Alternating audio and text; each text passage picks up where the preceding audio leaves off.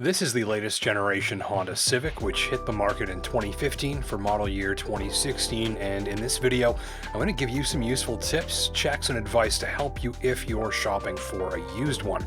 So this is the 10th generation of Honda's superstar compact car. It marks numerous firsts for the brand, including the widespread rollout of advanced safety features and tech, the latest in connectivity, and the first ever use of a turbocharged engine under the hood of a Honda branded product. And key competitors include the Toyota Corolla, Mazda 3, Ford Focus, Hyundai Elantra, and many others. Civic feature content includes available wireless charging, heated seats and steering wheel, remote start, a sunroof, automatic lights and climate control, and more. And engine options included a 2-liter 4-cylinder or a punchy 1.5-liter turbo 4-cylinder, the latter offering about 175 horsepower on regular grade fuel. And transmission choices were a 6-speed manual or continually variable transmission, or CVT, and that's the automatic transmission option. You can have coupe or sedan body styles as well as a hatchback, and all models are front-wheel drive.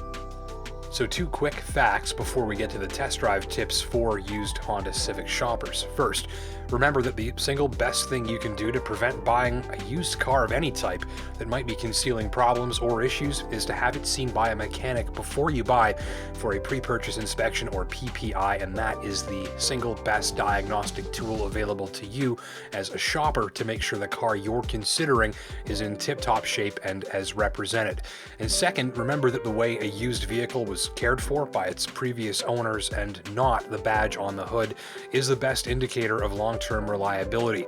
So check service records and receipts to make sure the machine that you're after has been consistently and properly cared for to the letter as outlined in the service schedule for best results. So tip number 1 is to be aware of oil dilution, and basically if you're not dead set on the 1.5-liter turbo engine, you might be best to actually avoid it, or at least that's what numerous owners say, and there have been well-documented issues reported with the turbo engine caused in part by certain conditions that can cause oil and gasoline to mix within the engine, and that causes all sorts of problems. So be on the lookout for a check engine light, strong fuel odor in or near the vehicle, engine misfiring while you drive, or an over full reading on the oil dipstick. All of those are good reasons to move to another unit. Frequent use of this vehicle with the 1.5-liter engine in extreme cold and especially on shorter drives may make this problem worse as well. Now, some owners have had problems, many have not. Honda has extended warranty coverage on certain parts of this engine as well. Talk to your dealer service advisor for the full scoop, and again, skip this engine for the 2-liter non-turbo unit where possible for maximum peace of mind.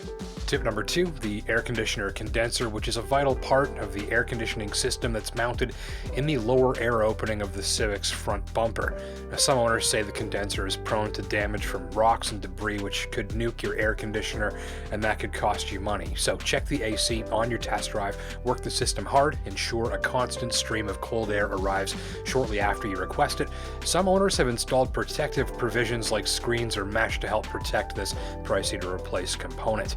Do not buy a used Civic with non-functional air conditioning without a professional determination as to why it's not working. Tip number 3, multiple warning lights. You may not notice this rare problem on a test drive, but it's worth noting at any sign of difficulty or failure starting the engine, alongside the illumination of numerous warning or error lights all at once, you'll want to have the engine computer and battery checked over professionally. Often the fix is a simple computer software update, a new battery, or a recalibration of one or more system sensors. Having this work performed in a dealer setting is best.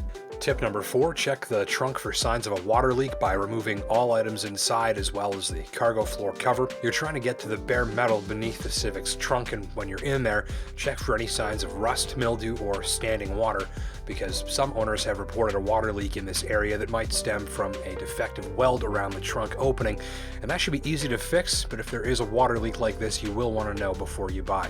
And finally, tip number 5, check other electronics. You'll want to try everything on board the Civic that runs on electricity, including the keys, the power seat adjustments, exterior lighting, and so on. You should be paying close attention to 2 areas in particular, or so say some owners who've reported problems with cameras and the GPS system for the built-in nav. So first, try the backup camera several times on your test drive, and then the lane change camera as well if equipped, by signaling to the right-hand side. If the video stream from either fails to appear or lags or fails to disappear, then you'll want to hard reset the head unit by holding down the power button for a few moments, and if that doesn't solve the problem, you'll want to have a technician investigate. Hardware might need to be replaced, and that could cost you money.